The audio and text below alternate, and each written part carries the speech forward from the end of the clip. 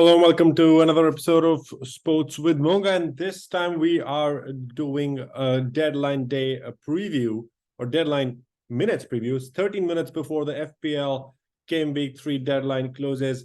As I write, we should attack the fixtures, not form for now. So it is going to be interesting to see like how teams perform and how teams have been performing, but it's hard to say what is the playing 11 still, because you have still a lot of we still have the transfer window open. So whenever we have the transfer window open, there is still a lot of uncertainty, but we are starting to see some patterns, some players kind of nailed, some players to kind of know where they're going.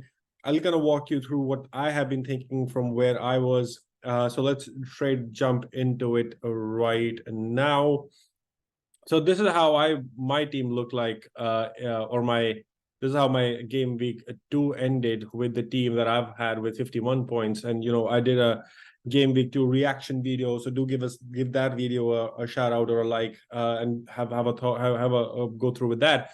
But if I go through like how I have thought about my team right now, I basically realized like Baldock is I have some money on the bench, like in the bank. I didn't need to kind of rush this, but then I felt if I had Baldock not playing and I was trying to attack this for Sheffield United player, like trying to get some value, I don't want that to kind of affect my team value. So I rather would take a risk with somebody who I saw or felt had a better potential. So I wanted to attack that. The other thing that I wanted to attack, which I didn't like, was Garnacho. I feel like he lacks that confidence right now. Manchester United have a lot of issues in the midfield.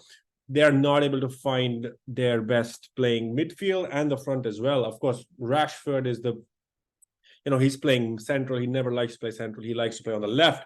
And that's kind of the idea. Like if Martial starts and he goes left, then there is more options. But what happens to Garnacho who's been playing left? I don't think that's the play that he wants to be.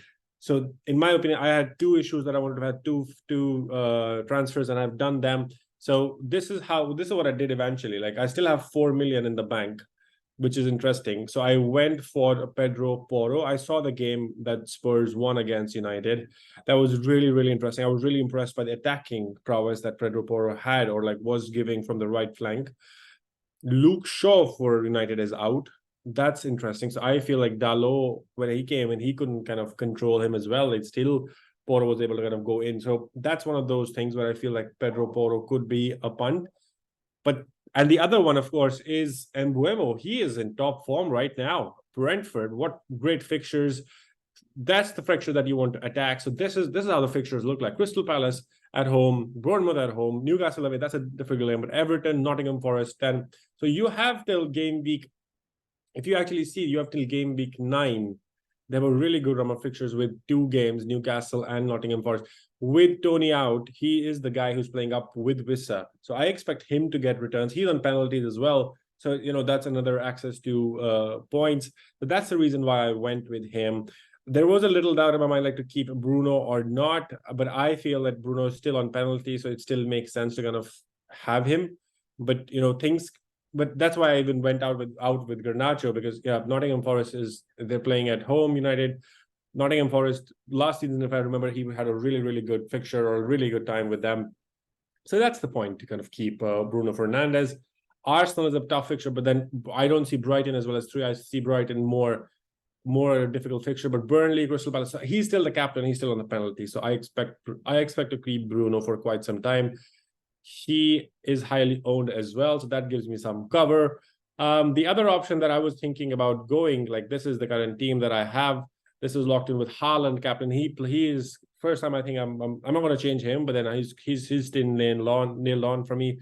Haaland will be the captain for Sheffield United. I'm playing Julian Alvarez, a double City attack. It could backfire. I feel that Cole Palmer might get a chance nod. And of course, now City have signed Doku. Does he start? Does he get a start? Like, it'll be interesting to see. But I'm taking that risk with João Pedro on the bench with West Ham. They're playing.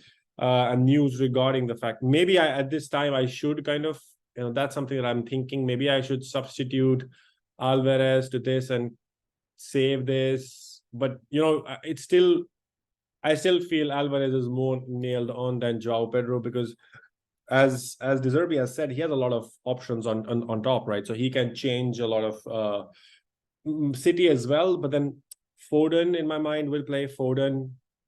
You have Haaland playing. You have, if they start Cole Palmer will play, Rodri will play, and Grealish. So that's kind of my five in with the 2 attackers and the 3 in the mid, with Akanji or somebody kind of playing a little, or Phillips or Kovacic will play a little backwards. So that's kind of, that worked well for the the game that City won as well. But then you don't know, what might really happen. It was a tough game against Newcastle. Alvarez scored the goal, so that's why I'm kind of giving him the nod, because Joao Pedro has competition from 4 players right now. Even if Enciso is injured, what we have heard from De Zerbi, Welbeck, Ferguson are still options. I think, and then they're playing with March. Like March and Mitoma are like nailed on starting point. So they're playing, and the best thing is like Brighton is playing West Ham as well. So I still feel that it's a risk. It's a risk that I'm willing to take right now. So I'm going to keep it with Alvarez. With Pedro, with my back, I think Estepanian, Saliba, Chilwell are pretty nailed on for the game. I thought about Nicholas Jackson against Luton, because Chelsea have some really good fixtures starting this game week if I go in, because they have Luton, Nottingham, and Bournemouth. 3 really good fixtures that you can attack, but then it's so uncertain who starts right now for Chelsea that you wanted to kind of take it slow and see how it kind of goes in before you kind of attack. Maybe I'll go for Nottingham Forest. Maybe I'll have Nicholas Jackson instead of Alvarez. But City is kind of figuring their stuff out, so that's something I'm kind of Chelsea is trying to figure their stuff out. So I'm kind of holding off to see how does it, because at the end of this weekend, after the game week 4, the transfer window would have shut. You would have known players who will stay, who will not. So that's kind of what I'm thinking about here. Mitoma is nailed on. There's no doubt. I think he's in amazing form. So I'm just banking on the fact that he will score what he does, like always, worldies. And then Diaby, I don't know how he didn't get. He only scored 3 points. I don't know how he didn't scored a hat trick, because he was amazing. Was on fire, and he's playing Burnley. So I'm hoping that this is the game where he kind of gets me the double points that I've been hoping for Diaby to kind of, because he's just playing. He's playing right behind Watkins. So if Watkins is to head, Diaby is there to take the ball and score. Like, he's not on penalties. It's interesting to know that Aston Villa penalty taker is Douglas Luiz. So if you have him in your team, that's a good thing. Having Douglas Luiz is a good thing. Because I think penalties will be coming plenty in this season. Fixtures wise, Burnley, Liverpool, Crystal Palace. But I think after game week 8, they actually kind of turned for the better for Wolves, West Ham, and Fulham. They have some tough games, but I'm gonna keep Diaby for, like, he's a good 6.5 million to hold. And the only thing that I'm thinking about is, like, does Bruno get out or like someplace or not? Just talking about Pedro Porro there, as I mentioned, Spurs has a good run of fixtures as well. I thought about Maddison. There is news about Maddison right now that he might play, he might not. For now, he's expected to play, but we don't know for sure if that really happens. But Maddison is one player that I'm thinking to kind of bring in. It's still hard for me to think where, because I still have, like, this is the nailed on playing 11. And I'm already risking it with Pedro Porro and Joao Pedro out. Like earlier, I would want to play 5 and 3 in the front, but this game feels more like, if you see the fixtures. So I'm attacking the fixtures. If you see the fixtures, it's Nottingham Forest, Fulham, Burnley, West Ham, and Crystal Palace. That's what I'm attacking in the midfield. With the front, it's Mbuemo. It's Sheffield United. So it makes sense to attack that fixture. Joao Pedro, I have a cover for I have enough with maybe, and that's what I'm thinking. I don't want. Maybe I was thinking about getting Pedro Porro for Estepanian, but Estepanian is amazing. He almost plays like he has more attacking returns than any striker, in my opinion, at this moment. So it might be a little hard to kind of have it, but that's kind of how I'm thinking. And do I still want to make some changes here?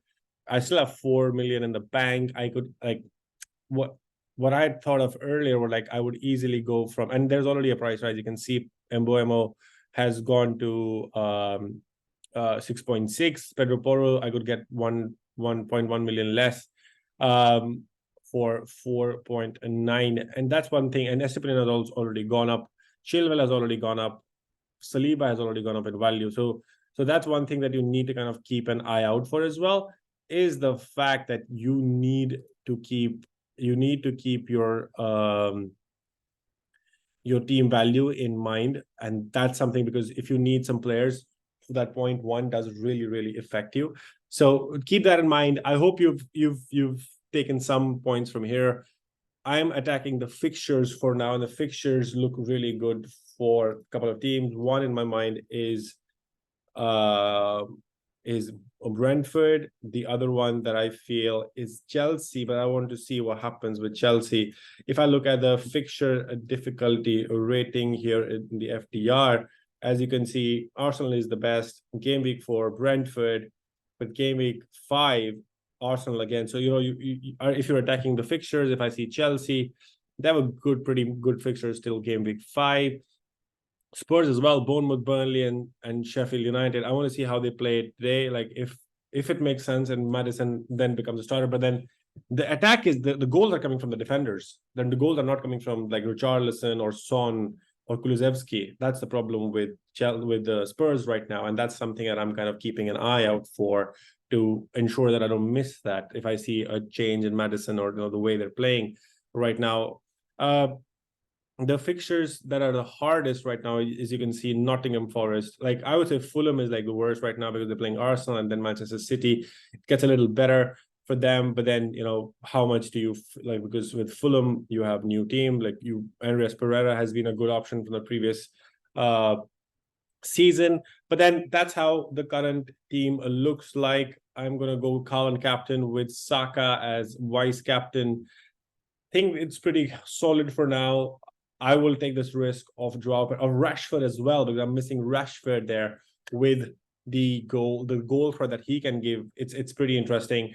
Because he's playing Nottingham Forest, so he can actually kind of do a lot there.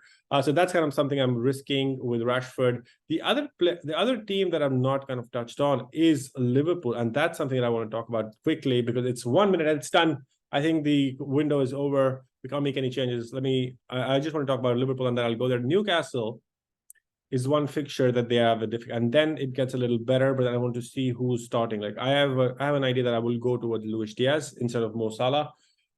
With Salah's news also kind of he's going to the Saudi League. I don't know how this affects the Liverpool balance. Does Klopp, does he have to do something? And so on and so forth. But then Liverpool is one team that I feel I will have to get a player, not defensive and attacking a Luis Diaz or because I don't also see who's on front. Is it Darwin Núñez who will start, or will that be who starts for Liverpool? That's very interesting to see. It's done. The window has closed. Game week 3 is here. Done. We basically are ready, and then see how we go with the points.